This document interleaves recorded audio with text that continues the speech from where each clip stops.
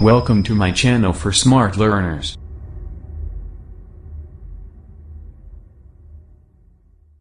Yes, welcome to my channel for the smart learners. Be smart, learn smart. To be smart, join Hellosmart Shiksha. To join Hellosmart Shiksha, subscribe the channel, press the bell icon for all notifications. Hello everybody, I'm back again with new video on the next topic of grammar, that is if sentence. This is one of the important chapter of grammar. Why important? It is because this topic has been included in the curriculum of PSC section officer level. The very topic also has been included in the curriculum of SEE.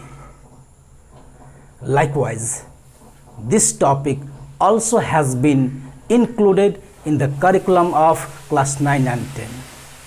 Therefore, this video gonna be very useful, helpful and important for those who are preparing for section officer level and for those who are preparing for SEE. And of course, this video also will be helpful, useful and important for the students of class 9 and 10. In this video, you will get detailed information of if sentence. You will get clear concept regarding this topic. After watching this video, you will not have any problem, any confusion regarding this topic. I'll guarantee you after watching this video, you will not have any problems. For this, you will have to do one thing. Watch this video till the end attentively. You will understand if sentence. Let's begin today's topic, if sentence. To understand if sentence clearly, I'll begin from the basic things of if sentence. To understand if sentence, look at the example here. Number 1, if you go on foot, you will be late. You will be late if you go on foot. In if sentence, there are two parts. One part is if clause, or you can say conditional clause, or you can say condition. Another part is main clause, or you can say principal clause, or you can say result.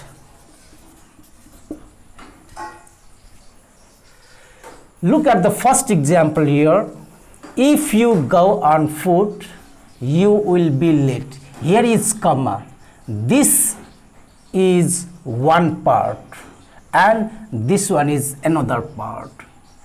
This if you go on foot is if clause.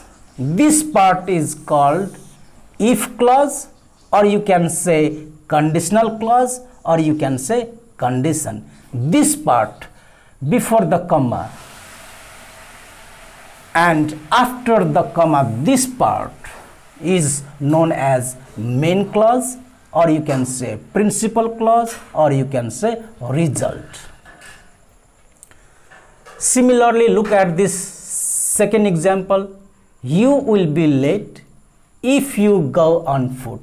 This part is known as if clause or conditional clause or condition, and this part is main clause or principal clause or result.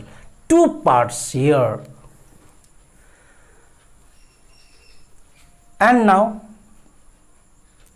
in the first example, you see if used in the beginning, and in the second example you see if is used in the middle.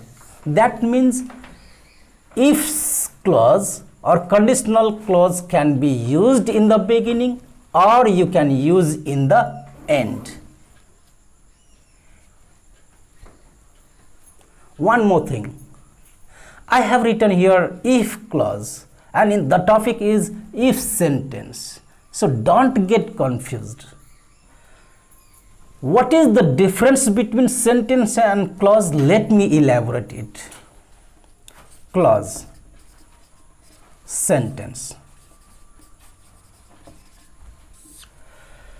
If sentence, but here is written if clause. This part is if clause. What is the difference between clause and sentence? Clause is like a sentence but not a sentence.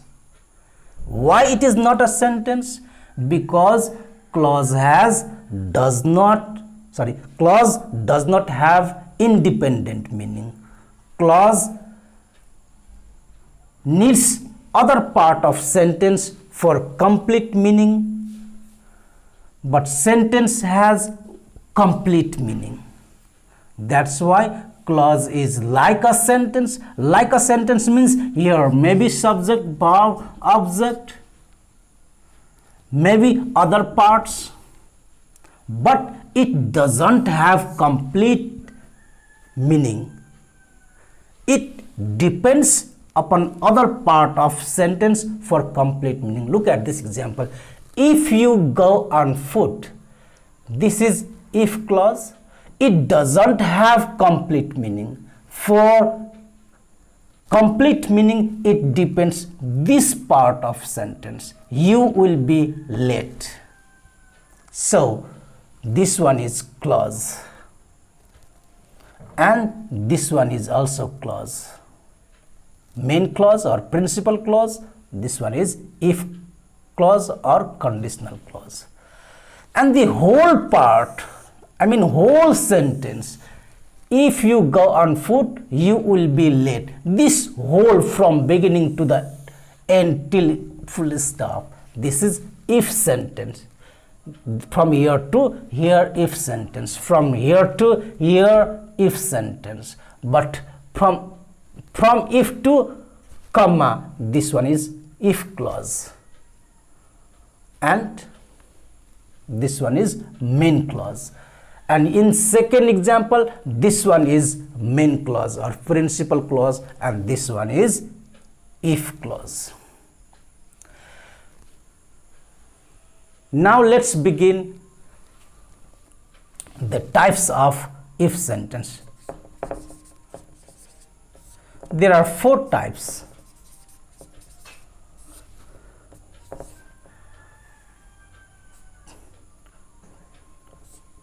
Type 0,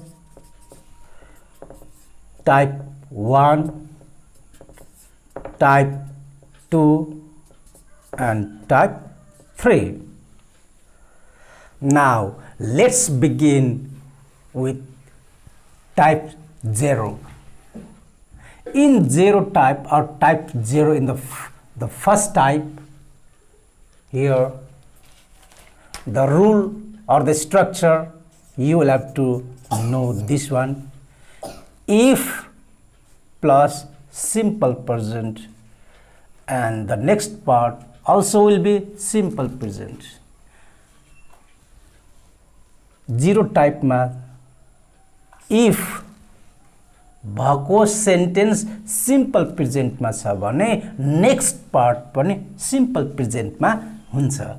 Simple present भन्नाले subject plus V1 or V5 plus object छ भने अर्को part पनि subject plus V1 or V5 plus object हुन्छ. कस्तो अवस्थामा? To express universal truth or general truth. जब त्यो सेन्टेन्सले त्यो if सेन्टेन्सले युनिभर्सल ट्रुथ और जेनरल ट्रुथ एक्सप्रेस गर्छ भने दुईटै if क्लज र मेन क्लज दुईटै चाहिँ सिम्पल प्रेजेन्ट टेन्समा हुन्छ. Look at this example. If you heat the water, it boils.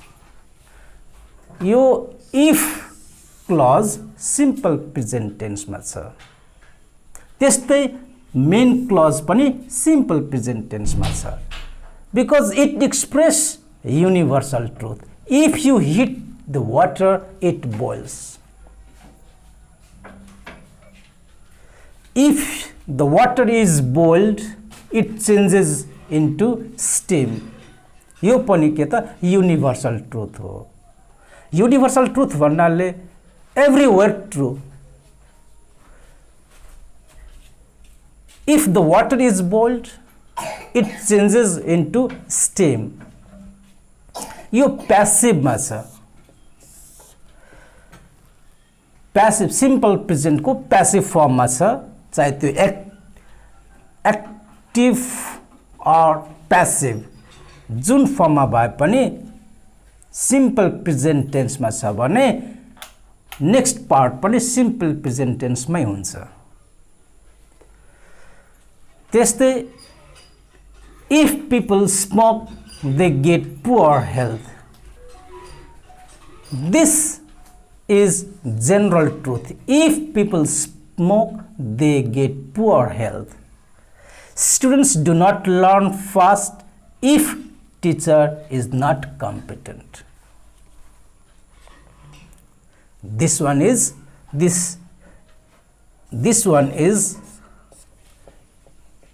general truth.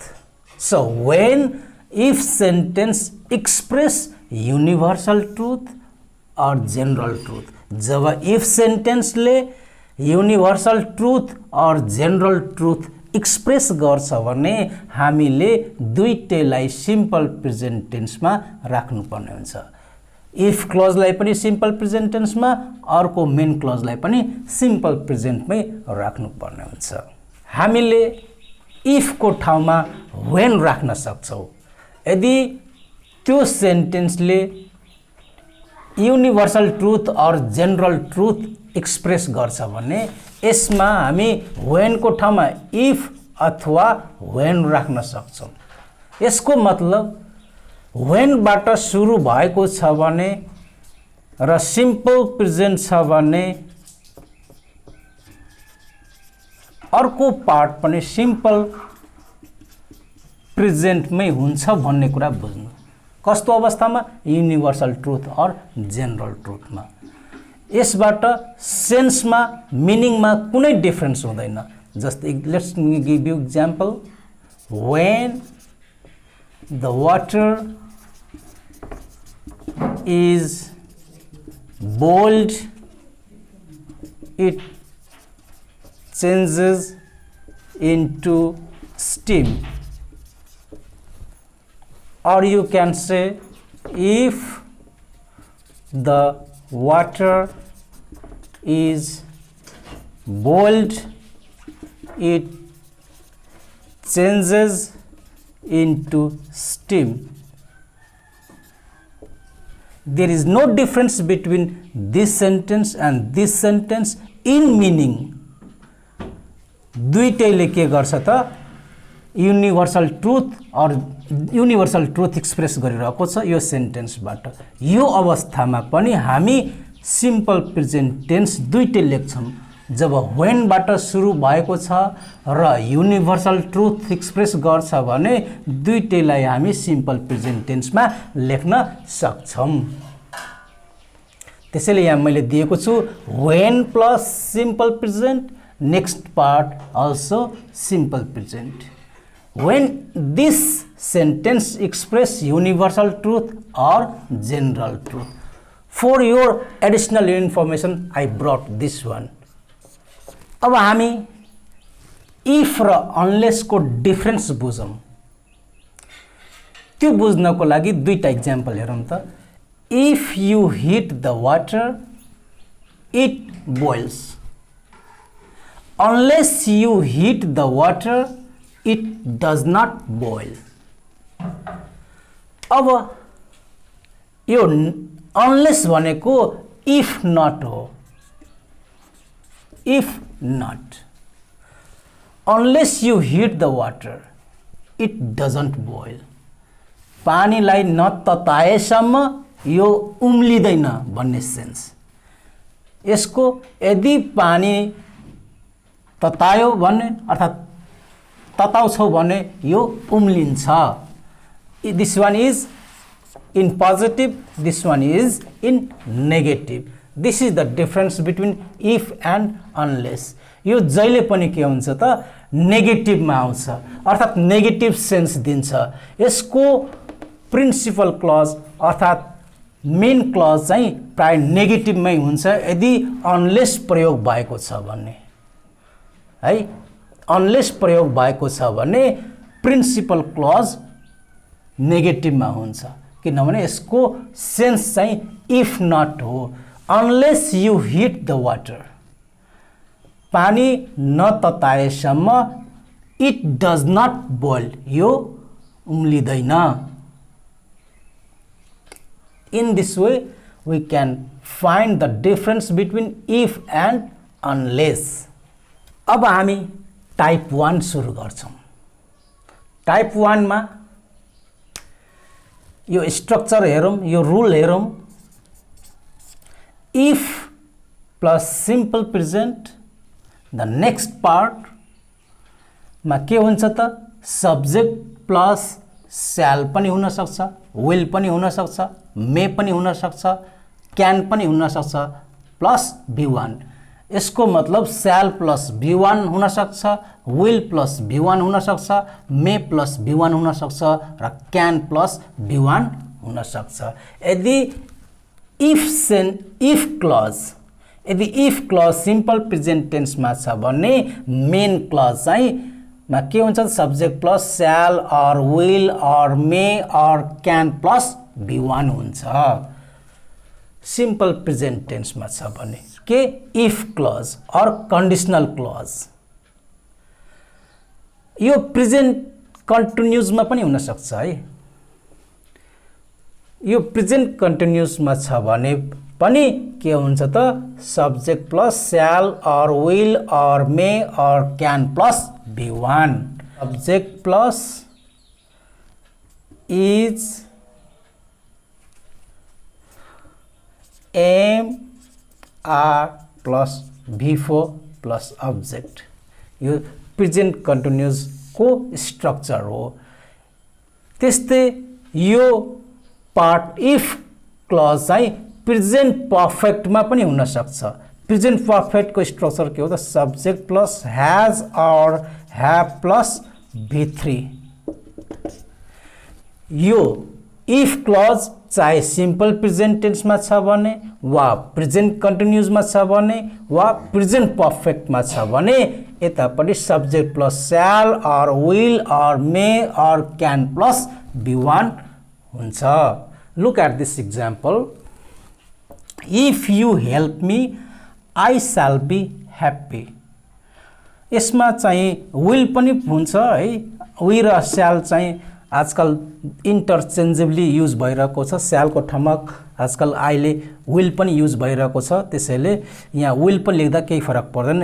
If you help me, I'll be happy। यो simple present tense मा छ। त्यसैले यहाँ subject plus will or shall plus V1। त्यस्तै if they have finished their homework, look at this, they have finished their homework, this is present perfect tense। Present perfect मा छ, यतापटि can plus V1 प्रयोग गरिएको छ हो। यदि if clause और conditional clause present perfect मा छ भने पनि यो हामी प्रयोग गर्न सक्छौं। shall plus V1, will plus V1, may plus V1 or can plus V1। Another example, if you are getting headache, you can go to hospital। यो प्रेजेन्ट कन्टिन्युअस टेन्स मा छ। यदि present continuous tense if clause छ भने यतापटि shall plus V1, will plus V1, may plus V1 or can plus V1 हुन्छ। If you are getting headache, you can go to hospital। It is used as advice।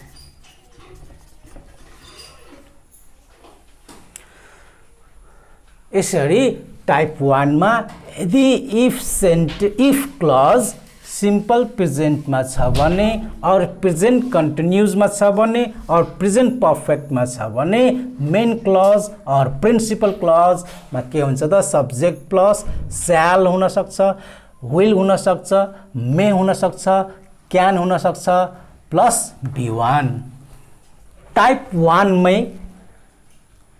यदि principal clause इम्पेरेटिभमा छ भने if sentence पनि simple present टेन्समै हुन्छ, अर्थात् if plus simple present tense and next part imperative sentence. Imperative sentence भनेको sentence of order or request. Look at this example. If you want to understand conditional sentence, watch this video. Our next example, come here if you want. This part is imperative sentence. This part is imperative sentence.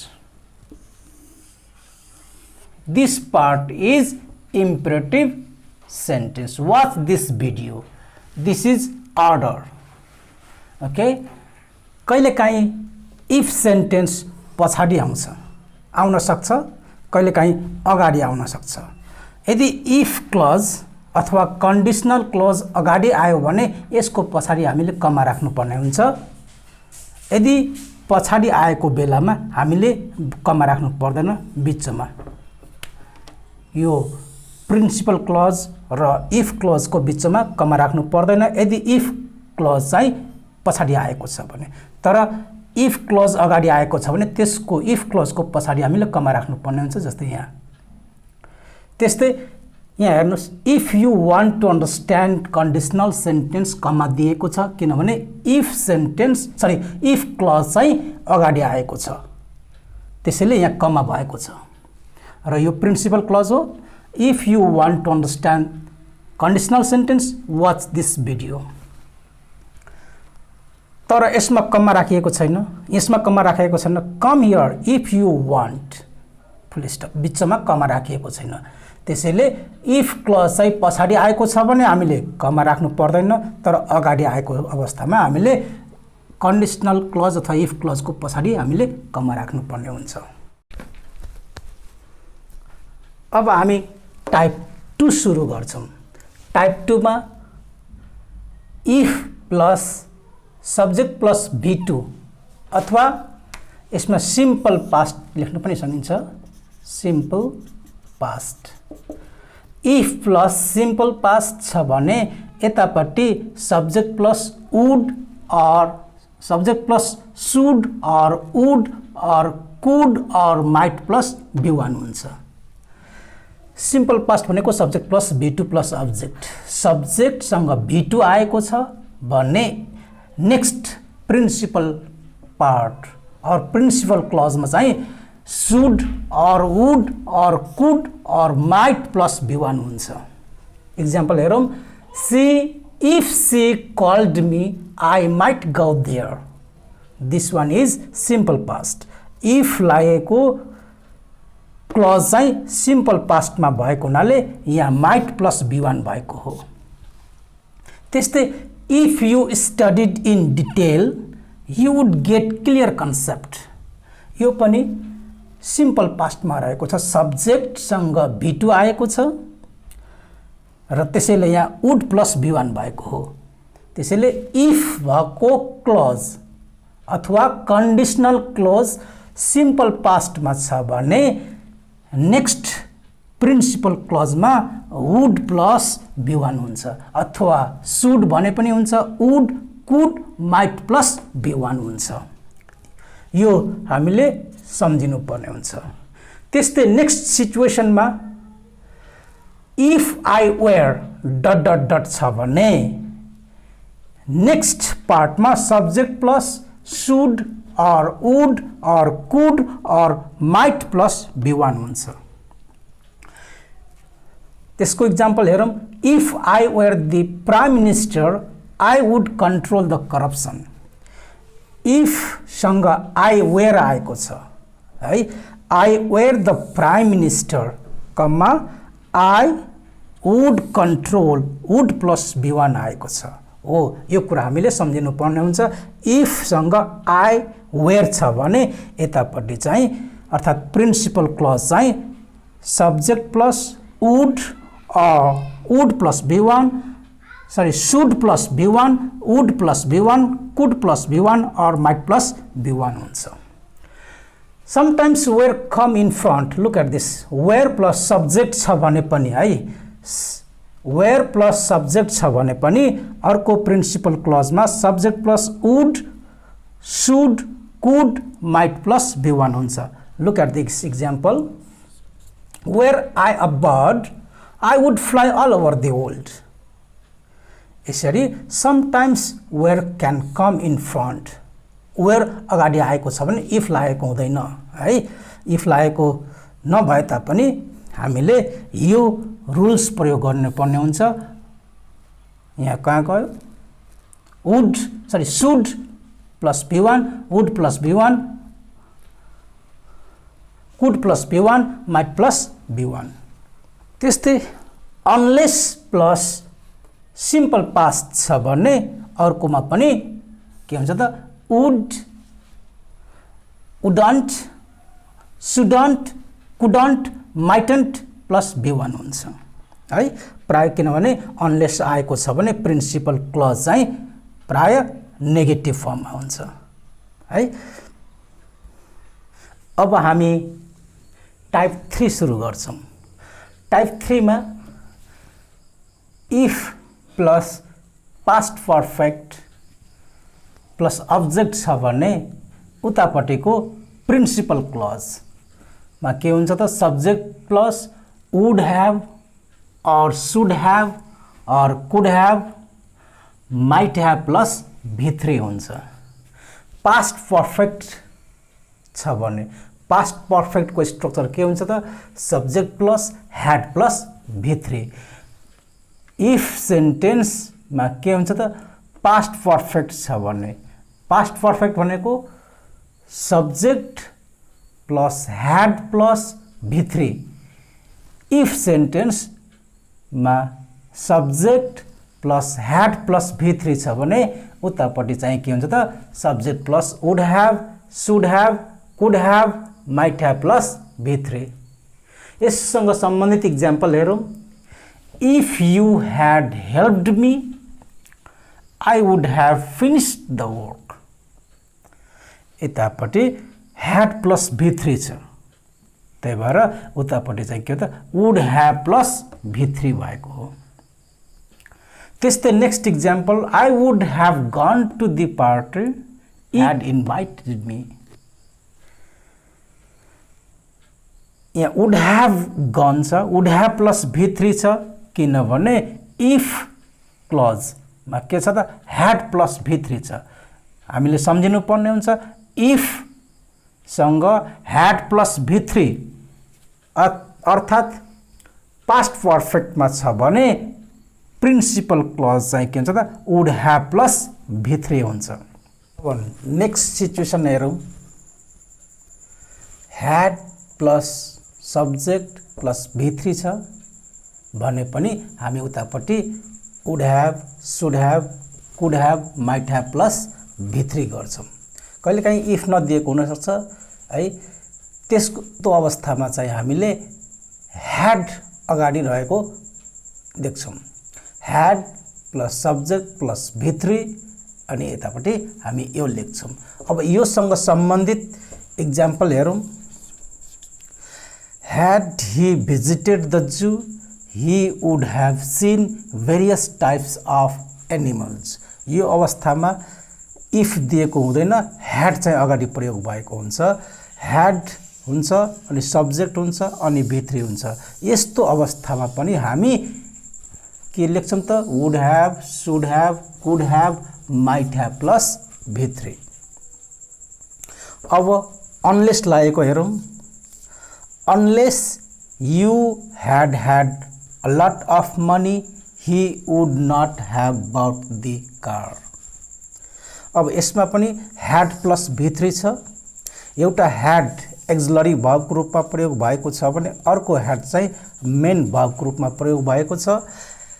Had plus V3 भएको हुनाले यतापट्टि पनि would not have plus V3 छ है। Would not यो नेगेटिभमा आएको छ किनभने अनलेस लागेको हो। अनलेसको अर्थ चाहिँ के हो त? If not. यसरी हामीले टाइप 3 मा यो कुराहरू बुझ्नु पर्ने हुन्छ। म एउटा कुरा के जानकारी गराउन चाहन्छु भने हामीले इफ सेन्टेन्स अथवा कन्डिसनल सेन्टेन्सको तुलनात्मक अध्ययन if, unless and in case को कम्पेरेटिभ स्टडिज हामी नेक्स्ट भिडियोमा गर्नेछौँ। Thank you.